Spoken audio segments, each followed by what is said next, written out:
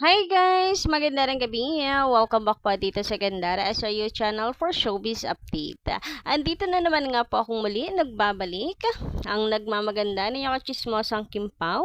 Wala na pong iba, si Gandara upang maghatid sa inyo ng latest update and fresh happenings patungkol kay Kim Chu and Paula Avellino. And syempre para sa gabing tatalakayin natin ngayon pag-uusapan ay syempre mga ginagawa ni Paolo for Kim, like pag-aantay sa Showtime. Hoy, may pag-iintay kay Kim sa Showtime. Hindi nyo kakayanin, mga bashers. Kapit ng mahigpit dahil baka bigla kayong mahulog sa kinakakapitan ninyo dahil bokya na naman kayo. Yes, bokya na naman ang mga bashers na to. Kaya happy ako Charot ang sama na ugali. Anyway, bago tayo mag-start sa mga hindi pa nakaka-subscribe dito sa ating channel, paki-click lang po na subscribe button at notification bell na nandiyan sa baba para maging updated po kayo at ma-notify tuwing may bago tayong chika at balita hinggil sa Kim Pao. Basta po mga balita na may kinalaman kina Kim Chu and Paula Avellino, sagot na natin yan. And speaking of Paula Avellino, ayan, at nagpapapogi daw ang Paula Avellino. Nagpapapogi daw si Paulo. Ano ba to? Papagupit, hair color, pero parang papagupit siya, no? Ayun, papapogi. Init naman kasi talaga ng panahon ngayon. Ayan. So, and deserve nila yan if ito yung nakakapagpa-relax sa kanila after tiring days. Guys, you know naman,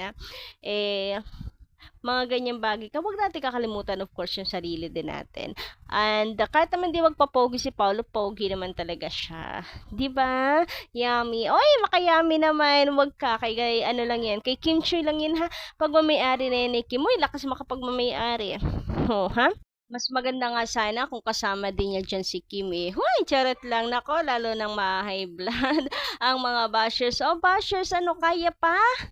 'Di ba? Sorry na lang kayo kasi inaasahan yung lowbat ngayong 2025 ay hindi. Full charge ang Kim Pao. Sorry na lang. Ano kaya pa ba? Hingaw ng malalim ha. Marami pa kaming lalakbaying Kim Pao fans. Kasama sila Kim and Paul. Relax lang kayo. Wala pat kami sa exciting part. Naghihingalo na kayo. OMG. Lalo na siguro kapag nag-official announcement ng Kim Pao at nag propose and wedding ha. Ay! Charot. Anyway, tawang-tawa naman ako dito sa mouse ni Paolo Avellino. Aba, spotted. Ang mouse ni Paolo minsan black, minsan color pink. Oh, ha? 'Di ba? Saan galing yung color pink? Mukhang nalalahian. Nalalahian. Ang tawag to nasasalina. Hindi. Nahahawa na. Nahahawa. Oo nga, nahahawa na kay Kim. Pink ko baka regalo ni Kim kay Papi Paulo. 'Di ba? Ganyan. Minsan black, minsan pink, 'di ba? Color combination. So ay nakakaloka naman talaga. Isang malaking patunay lang na mayroong bigayang nagaganap. And bakit may bigayang nagaganap na ganyan? Charot. Apaka OA pero isa lang naman kasi ibig sabihin yan. May communication, consistent communication. At bakit may consistent communication? Dahil malalim yung relationship. At anong ibig sabihin ng malalim ang relationship? Either friends or magjowa. Pero bakit may adjacent, may mga couples, ganito, ganyan, things. Sino ba nagko-couple things? Di ba magjowa? Why, di ba? So, problem solved. Magjowa. Jowa coded. Sabi dito naman ni Madam Emelita Brayones, magandang gabi, shoutout. Pero sabi ni Pau, willing niyang ipagpalit ang lahat sa taong mahal niya. Yes, napanood ko yung interview niya sa kanya. Mas matimbang of course pa rin. Hindi niya kaya-kaya niyang iwan ang career, ang lahat para sa taong mahal na mahal niya. Ito pa, kaya hindi importante ang kasikatan kay Pao, ang importante ay yung mahal niya.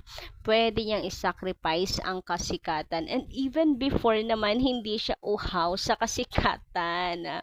Naalala ko yung interview niya, hinire daw, ay hinire, makahire naman, as an actor. Hindi para, kinuha siya sa isang palabas sa isang serye dahil siya ay isang aktor, hindi para maging kagaya nung masyadong fake yung sa love team ganyan, 'di ba?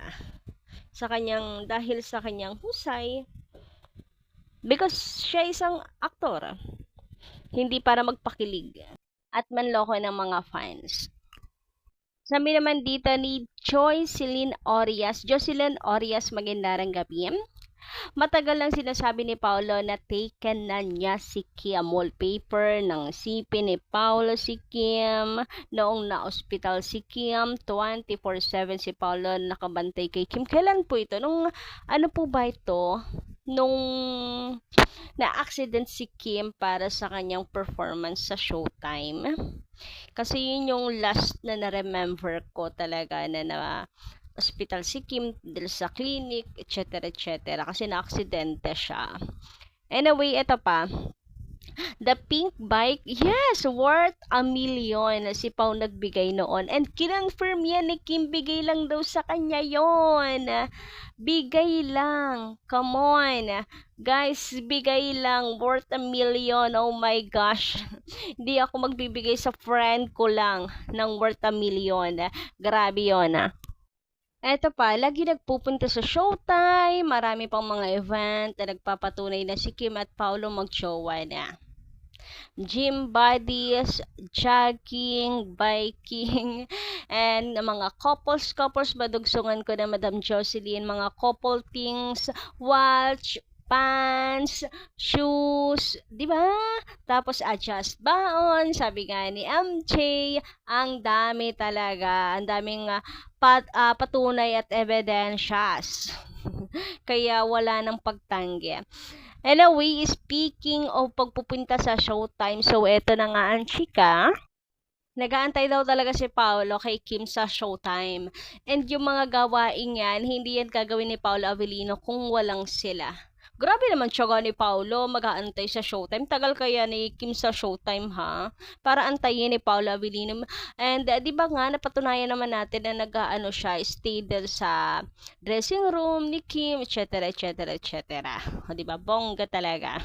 And eto nga, dito, ayan, magkasama na silang dalawa. Hindi nga lang magkatabi, pero syempre, ang mga fans ay mapamaraan. Kayang-kayang pagtabihin ng Kim Pao. Magkaiba kasi ang photos silang dalawa kay Derek Loren. Pero this time, ayan, magkasama talaga. Confirm, magkasama po ang Kim Pao. Kaya himlay, malala ang Kim Pao fans and ano naman, high blood, malala.